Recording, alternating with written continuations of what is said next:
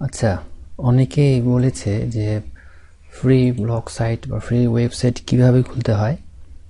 তো ওটা একটু আজকে দেখাই। সেটা হচ্ছে ফ্রি ওয়েবসাইট অনেকগুলোতেই খোলা যায়, যেমন আছে blogger.com, BLOOGER.com।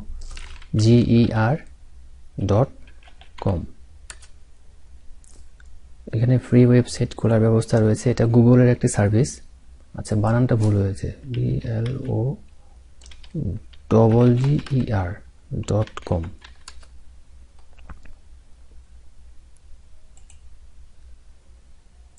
আরও একটা আছে ওয়ার্ডপ্রেস, WORDPRESS.com। তো এই যে blogger.com এর ইন্টারফেসটা দেখতে ঠিক এরকম হুবহু। তো এখানে ফ্রি ওয়েবসাইট খোলা যায়। এখানে ফ্রি হোস্টিং দেয় এবং ফ্রি ডোমেইন দুটোই দেয়। তো এখানে ক্রিয়েট ইউর ব্লগ নামে একটা অপশন আছে, এখানে ক্লিক করতে হবে।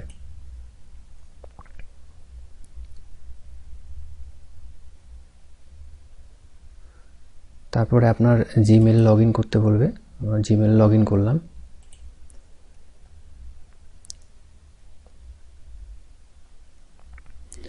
তো জিমেল লগ ইন করার পরে এরকম একটা ইন্টারফেস আসবে। যেহেতু আমার এখানে আগে থেকেই একটা ব্লগ তৈরি করা আছে, কিন্তু যাদের ব্লগ তৈরি করা নেই তাদের এই যে নিউ ব্লগ নামে একটা অপশন আসবে, এই নিউ ব্লগে ক্লিক করতে হবে।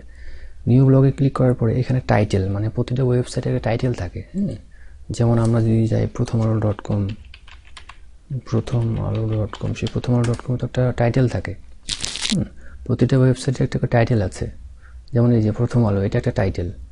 এরকম অন্যান্য ওয়েবসাইটেরও একটা টাইটেল আছে। তো এটা একটা টাইটেল দিতে হবে আপনাকে। তো ধরে নিলাম আমার ওয়েবসাইটের নাম কী ধরলাম কোনো কোম্পানির। আচ্ছা, কী ধরবো? আচ্ছা, একটা খবর ধরলাম যে News24। কথা আমার News24 নামে একটা আমি ওয়েবসাইট খুলছি, টাইটেল থাকবে। তারপরে দেবো ওকে। ওকে দেওয়ার পরে এবার আসে অ্যাড্রেস। তো আমরা যেমন দেখি www.facebook.com, www.google.com, তো ওটা একটা অ্যাড্রেস। তো এখানে আপনাকে একটা অ্যাড্রেস দিবে, এটা ফ্রি অ্যাড্রেস। তবে এটা ডোমেইন না, এটা সাবডোমেইন আকারে দিবে, অর্থাৎ .blogspot.com নামে এটা থাকবেই। আর তার সামনে আমি আমার ইচ্ছা মতো দিব।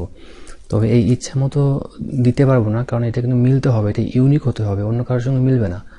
আগে থেকে যদি কেউ নিয়ে ফেলে তাহলে সেটা আমরা নিতে পারবো না। যেমন আমাদের ফোন নাম্বারগুলি ইউনিক হয়, কারোর সঙ্গে কারোর মিলবে না, তাহলে এই অ্যাড্রেসটাও কারোর সঙ্গে কারোর মিলবে না। তো দেখি আমরা মেলার চেষ্টা করি। News24, দেখি এটা অ্যাভেলেবেল আছে কি না। দেখাচ্ছে এখানে নট অ্যাভেলেবেল। তাহলে এটা আমরা নিতে পারবো না। তাহলে আমাদেরকে অন্য কিছু করতে হবে। 24/7 যদি আমরা দিই তাহলে কি দেখে, এটাও অ্যাভেলেবেল না। তাহলে আমরা যদি নিউজ শুধু দিই, News24 অ্যাভেলেবেল না। তো এটা অন্য কেউ নিয়ে ফেলে, সেটা আমরা নিতে পারবো না।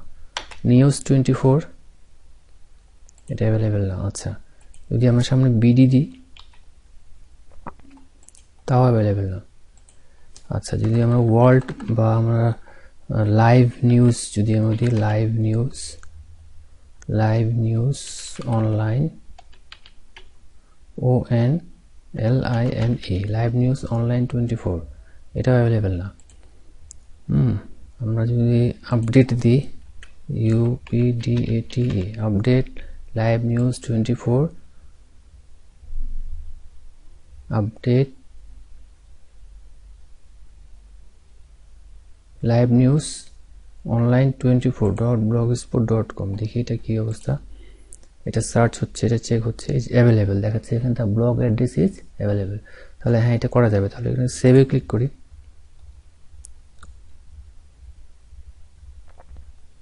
আচ্ছা, চলে আসলো। সেভে ক্লিক করার পরে ঠিক এরকম একটা অপশন দেখাবে। এখানে সব অনেকগুলি বিষয় আছে, এক এক করে আমরা দেখাবো। প্রথমে আছে পোস্ট, তারপরে আছে পেজ। তো পোস্ট এবং পেজের পার্থক্যটা হচ্ছে, একটা পেজের আন্ডারে, যেমন একটা বইয়ে কি থাকে, একটা বইয়ের ভিতরে অনেকগুলি পৃষ্ঠা থাকে, তো পৃষ্ঠার ভিতরে অনেকগুলো লেখা বা লাইন থাকে। ঠিক এখানেও ওয়েবসাইটে একটা করে পেজ থাকে, এবং এই একটা পেজের আন্ডারে অনেকগুলো পোস্ট থাকে। কোনো লেখাগুলোকে আমরা পোস্ট বলতে পারি। যেমন আমরা যদি আবার যাই প্রথমআলো.com, এই যে যেমন রাজনীতি, এটা হচ্ছে একটা পেজ। এর আন্ডারে এই যে এটা একটা পোস্ট, গণ অভ্যুত্থান ঘটাতে, এটা একটা পোস্ট, এটা একটা পোস্ট, এটা একটা পোস্ট, এই সবগুলো একটা করে পোস্ট। আর এই পেজের আন্ডারে অনেকগুলো পোস্ট, ঠিক সেরকম এখানে অনেকগুলো পেজ তৈরি করতে পারবো এবং এক একটা পেজের আন্ডারে অনেকগুলো পোস্ট তৈরি করতে পারবো। তো প্রথমে একটা পোস্ট তৈরি করি, পোস্ট। এইখানে প্রতিটা পোস্টের একটা টাইটেল থাকে, যেমন এইখানে এই যে এটা হচ্ছে তার টাইটেল, এই যে এটা হচ্ছে তার টাইটেল এবং এইটা হচ্ছে তার ডেসক্রিপশন বা বর্ণনা। তো ঠিক সেখানে এখানে এরকম এটা একটা টাইটেল হবে। তো ধরে নিলাম CORO করোনা আপডেট, এটা টাইটেল দিলাম। এখানে কিছু পোস্ট দিতে হবে, তো আমি কিছু হিজিবিজি লিখি,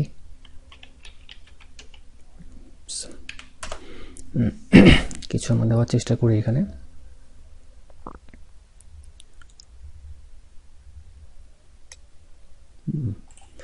এখানে কিছু কন্টেন্ট বা কোনো লেখার দেওয়ার চেষ্টা করি, তাহলে দেখতে সুন্দর লাগবে। আপনারা আমাদের নিজের মতো করে এখানে আপনি কি লিখতে চাচ্ছেন সেই বিষয়টা এখানে লিখবেন। আর টাইটেলটা কী হবে, টাইটেলটা এখানে আপনারা দিয়ে দেবেন।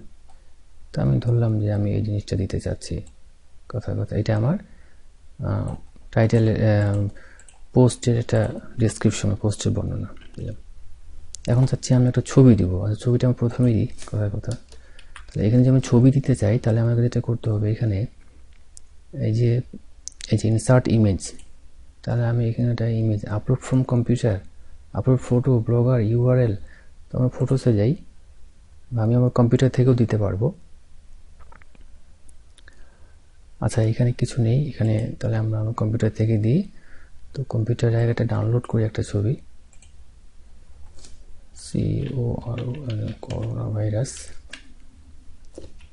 করোনা ভাইরাসের একটা আমরা ছবি আপলোড করি, ছবি আপলোড করে দেখি।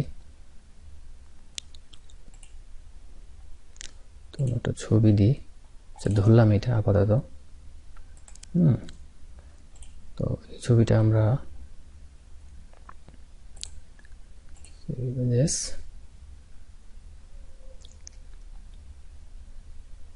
ডেস্কটপ করোনা ভাইরাস আমরা দিলাম। তারপরে এখানে প্রথমে আসে এই যে প্রথমে এখানে কী দেবো আমরা, ছবি। তাহলে এখানে ইনসার্ট ইমেজ, তাহলে আপলোড ফ্রম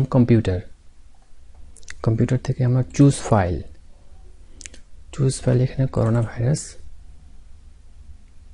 এখানে আপলোড হচ্ছে, সময় লাগবে। এখানে ক্লিক করব, সিলেক্ট, বাস ছবিটা চলে আসলো, সুন্দর ছবি হয়ে গেল।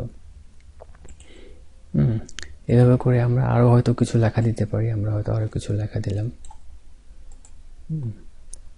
আমরা হয়তো দেখা যাচ্ছে যে এরপরে আমরা আর একটা লেখা দিলাম, বাস হয়ে গেল। তাহলে আমার ছবি হলো, টাইটেল হলো, এবং টাইটেল হলো, ছবি হলো, ডেসক্রিপশন বা বর্ণনা হলো। তো এটা আমরা আর কোনো কিছু, অনেক সময় লেখাকে বোল্ড করতে হয়, তো ধরে নিলাম আমি লেখাটাকে বোল্ড বা মোটা করবো, তাহলে এই যে এখানে বোল্ড চিহ্ন আছে, বোল্ড করে দেবো। কোনো লেখাকে যদি আমরা আঁকা করতে হয়, ইটালিক স্টাইল, তাহলে ইটালিক দিলেই হবে।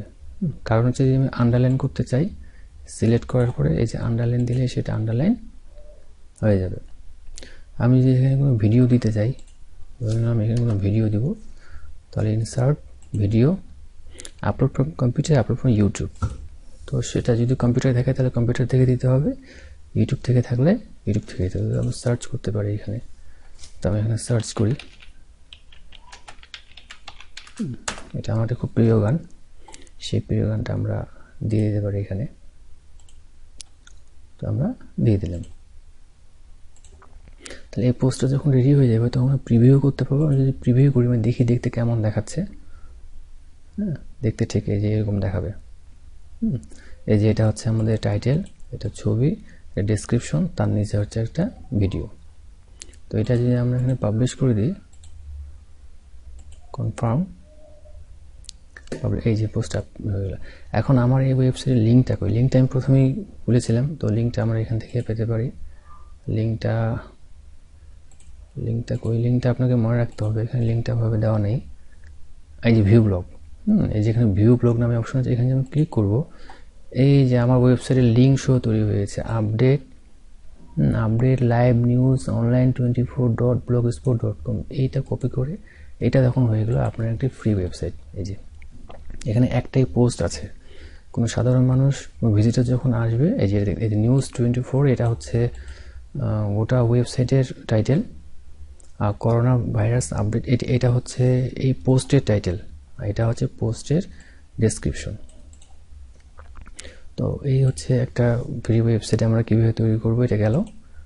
তারপরে ঠিক একই রকমভাবে এই যে এখানে নিউ পোস্ট যেখানে অনেকগুলো অসংখ্য পোস্ট তৈরি করা যায়, এখানে আপনার যতগুলি প্রয়োজন ততগুলি এখানে আপনি পোস্ট তৈরি করবেন। এরপর আছে পেজ। তো যদি আমরা পেজে ক্লিক করি তাহলে অনেকগুলো পেজ তৈরি করা যাবে। যেমন এই যে নিউ পেজে যদি আমি ক্লিক করি, আমি একটা পেজ দিলাম, কথা আমার একটা পেজ হলো কন্ট্যাক্ট, CONTACT, কন্ট্যাক্ট থাকে প্রতিটা ওয়েবসাইটের ঠিকানা থাকে। যেমন ধরলাম যে হাউস নাম্বার 12, কথা রোড নাম্বার 23, সেক্টর নাম্বার 34, কথা DHAKA ঢাকা 1205। বাস থেকে একটা পেজ তৈরি করে পাবলিশ করে দিলাম, বাস একটা পেজ তৈরি হয়ে গেল। আমরা আরও একটা পেজ তৈরি করতে পারি, সেই পেজটা দেখা যাচ্ছে যে কী দিব, কথা হোম নামে একটা পেজ তৈরি করলাম। এরকম অনেক পেজ তৈরি করা যাবে। তো আমরা যদি দেখি আমাদের ওয়েবসাইটে দেখতে এখন কেমন দেখে, আমাদের রিলোড দিই, দেখুন আমাদের অনেকগুলি মেনু, এবং এই যে মেনুটি এখানে এই যে তিনটা টান এখানে আমি ক্লিক করে দেখুন আমাদের তিনটা পেজ আমাদের দেওয়া নাই এখানে, না? আচ্ছা দেখি ওই পেজগুলোকে একটু ভিজিবল করতে হবে। ওই পেজগুলো কোথায় আছে দেখি, পেজ, হ্যাঁ পেজ, এই যে পেজগুলি, এই পেজগুলি কি আমাদের এখন এই ওয়েবসাইটে মেনুতে সংযুক্ত করতে হবে। তো মেনুতে কীভাবে সংযুক্ত করবো, আমরা চলে যাবো লেআউটে, এই যে এই লেআউটে এই জিনিসগুলো এখন আমাকে এক এক করে সেট করতে হবে, ঠিক আছে? তো লেআউটে সেট করাটা আমরা পরে একদিন দেখাবো, তার আগে পোস্ট গেল এবং পেজ গেল। আচ্ছা, এখন এখানে স্ট্যাটিস্টিক্সের সংক্ষিপ্ত রূপ স্ট্যাটস, মানে পরিসংখ্যান কী হচ্ছে না হচ্ছে এখানে দেখাবে। কতগুলি ভিউ, যেমন টুডে 1 ভিউ, এই মাত্র একটা ভিউ হয়ে গেল। হ্যাঁ, গতকালকে কতজন হয়েছে, এই মাসে কতজন হয়েছে, সর্বশেষ মাসে কতজন হয়েছে, কতজন ফলোয়ার, কতটা পোস্ট, এই যে একটা পোস্ট, কতজন কমেন্ট করেছে, হ্যাঁ, কে কোন ডিভাইস থেকে ব্রাউজ করছে, কে কোন পেজে ব্রাউজ করছে, এখানে সব কিছু দেখা যায়। এবং এই আমরা যে পোস্টে আসি, এই যে ঠিক হাতের বাম দিকে দেখা যায় কিন্তু এই যে এখানে কতগুলি ভিউ হলো, কতগুলি লাইক পড়লো, কতগুলি কমেন্ট হলো, এখানে সুন্দর করে দেখা যায়। তারপরে কমেন্টসে যদি আসি, আমরা কমেন্টসে কোনো কমেন্ট করেনি, তো কেউ যদি কমেন্ট করে এখানে কিন্তু দেখা যাবে। হ্যাঁ, তারপরে এই যে লেআউট এবং থিমটা একটু অ্যাডভান্স লেভেলের কাজ, সেটা আমরা পরে একদিন দেখাবো। আজকে যদি আমরা দেখলাম পোস্ট এবং পেজ, এই দুটো। তো আজকের ভিডিও এ পর্যন্তই। এরপরে আমরা পোস্ট এবং পেজকে কীভাবে এক জায়গায় করব, একটা পেজের আন্ডারে অনেকগুলি পোস্ট কীভাবে তৈরি করব। যেমন এখানে আমরা এই যে এটা না, আমরা রাজনীতিতে যাই, এই পেজের আন্ডারে সবগুলি পোস্ট, তো এই সবগুলি পোস্টকে একটা পেজের আন্ডারে এসছে এখানে। তাহলে এখানেও এই দুটো পেজ বা সব পেজগুলো, এই যে পোস্টগুলো, এই যে একটা পোস্ট, এই সবগুলো অনেকগুলো পোস্ট যখন তৈরি হবে, অনেকগুলো পোস্ট যখন আমি একটা পেজের আন্ডারে কীভাবে নিয়ে আসবো, সেটা আমরা এরপরে ভিডিওতে আমরা দেখব। তো এটা হলো blogger.com-এর কাজ শেষ। এবার একই কাজ আমরা করতে পারবো wordpress.com-এ। তো wordpress.com একই ঘটনা। এখানে যদি আমরা যে স্টার্ট ইউর ওয়েবসাইট এখানে লেখা আছে, স্টার্ট ইউর ওয়েবসাইটে আমরা ক্লিক করি। Website your email address, choose user name, choose password. একই রকমভাবে blogger.com-এ যেভাবে আমরা এই অ্যাকাউন্টটা খুলেছি, এখানেও আমরা অ্যাকাউন্টটা আমরা খুলব। তো এটা আশা করি আপনারা নিজেরাই পারবেন, এটা করবেন। যদি না পারেন তাহলে সেক্ষেত্রে আমি এর পরের দিন আবার দেখাবো যে এখানে wordpress.com-এ কীভাবে কাজ করতে হয়। তো আজকে এই পর্যন্তই, ধন্যবাদ।